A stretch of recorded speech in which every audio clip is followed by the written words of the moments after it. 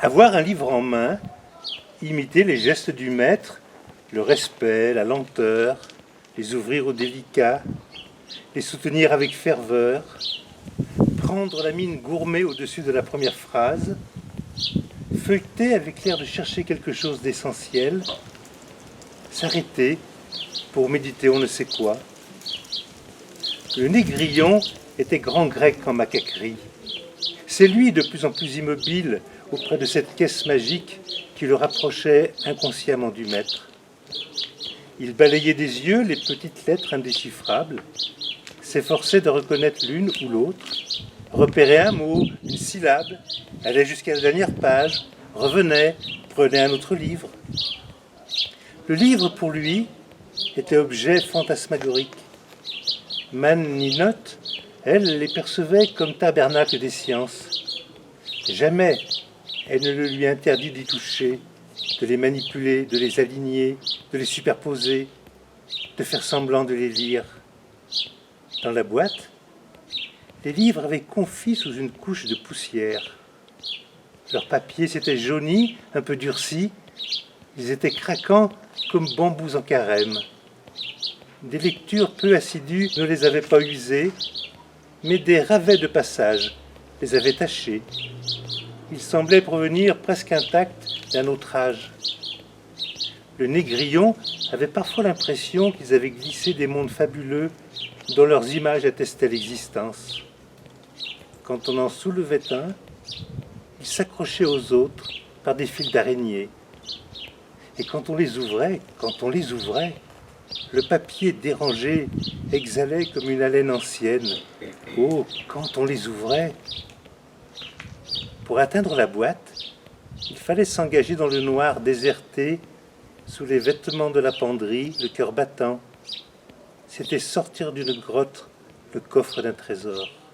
Momentanément, Chamoiseau, les Antilles et sa caisse de patates avec les livres récupérés, pour revenir à Paris chez le petit Jean-Paul Sartre dans son appartement bourgeois, et le bureau, la bibliothèque de son grand-père qui était un grand professeur. Je fus alors jaloux de ma mère et je résolus de lui prendre son rôle. Je m'emparai d'un ouvrage intitulé « Tribulation d'un Chinois en Chine » et je l'emportai dans un cabinet de débarras. Là, perché sur un licage, je fis semblant de lire. Je suivais des yeux les lignes noires, sans en sauter une seule, et je me racontais une histoire à voix haute, en prenant soin de prononcer toutes les syllabes. On me surprit, je me fis surprendre. On se récria, on décida qu'il était temps de m'enseigner l'alphabet. Je fus zélé comme un catéchumène. J'allais jusqu'à me donner des leçons particulières. Je grimpais sur mon licage avec 100 familles d'Hector Malot, que je connaissais par cœur, et moitié récitant, moitié déchiffrant, j'en parcourus toutes les pages, l'une après l'autre. Quand la dernière fut tournée, je savais lire. J'étais fou de joie. À moi, ces voix séchées dans leurs petits herbiers, ces voix que mon grand-père ranimait de son regard, qu'il entendait, que je n'entendais pas. Je les écouterais. Je m'emplirais de discours cérémonieux. Je saurais tout. On me laissa vagabonder dans la bibliothèque et je donnai l'assaut à la sagesse humaine. C'est ce qui m'a fait. Les souvenirs touffus et la douce déraison des enfances paysannes, en vain les chercherais-je en moi. Je n'ai jamais gratté la terre, ni quêté des nids, je n'ai pas herborisé, ni lancé des pierres aux oiseaux. Mais les livres ont été mes oiseaux et mes nids, mes bêtes domestiques, mon étable et ma campagne. La bibliothèque, c'était le monde pris dans un miroir. Elle en avait l'épaisseur infinie, la variété, l'imprévisibilité. Je me lançais dans d'incroyables aventures. Il fallait grimper sur les chaises, sur les tables, au risque de provoquer des avalanches qui m'eussent enseveli. Les ouvrages du rayon supérieur restèrent longtemps hors de ma portée. D'autres, à peine je les avais découverts, me furent ôtés des mains. D'autres encore se cachaient. Je les avais pris, j'en avais commencé la lecture, je croyais les avoir remis en place. Il fallait une semaine pour les retrouver. Je fis d'horribles rencontres.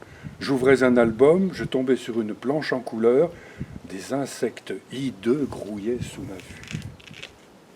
Couché sur le tapis, j'entrepris d'arides voyages à travers Fontenelle, Aristophane, Rabelais. Les phrases me résistaient à la manière des choses. Il fallait les observer, en faire le tour, feindre de s'éloigner, et revenir brusquement sur elles pour les surprendre hors de leur garde. La plupart du temps, elles gardaient leur secret. Le grand Larousse me tenait lieu de tout. J'en prenais un tome au hasard derrière le bureau, sur l'avant-dernier rayon. A. Bello. Belloc, ch. Ou s. T. Mel, po ou pr, z. Ces associations de syllabes étaient devenues des noms propres qui désignaient les secteurs du savoir universel. Il y avait la région si-d, la région pr-z, avec leur faune et leur flore, leurs villes, leurs grands hommes et leurs batailles. Je le déposais péniblement sur le sous-main de mon grand-père, je l'ouvrais, j'y dénichais les vrais oiseaux. J'y faisais la chasse aux vrais papillons posés sur de vraies fleurs. Hommes et bêtes étaient là, en personne. Les gravures, c'était leur corps. Le texte, c'était leur âme, leur essence singulière. Hors les murs, on rencontrait de vagues ébauches qui s'approchaient plus ou moins des archétypes, sans atteindre à leur perfection. Au jardin d'acclimatation, les singes étaient moins singes. Au jardin du Luxembourg, les hommes étaient moins hommes. Platonicien par état, j'allais du savoir à son objet. Je trouvais à l'idée plus de réalité qu'à la chose, parce qu'elle se donnait à moi d'abord, parce qu'elle se donnait comme une chose. C'est dans les livres que j'ai rencontré l'univers. Assimilé, classé, étiqueté, pensé, redoutable encore. Et j'ai confondu le désordre de mes expériences livresques avec le cours hasardeux des événements réels. De là vint cet idéalisme dont j'ai mis 30 ans à me défaire.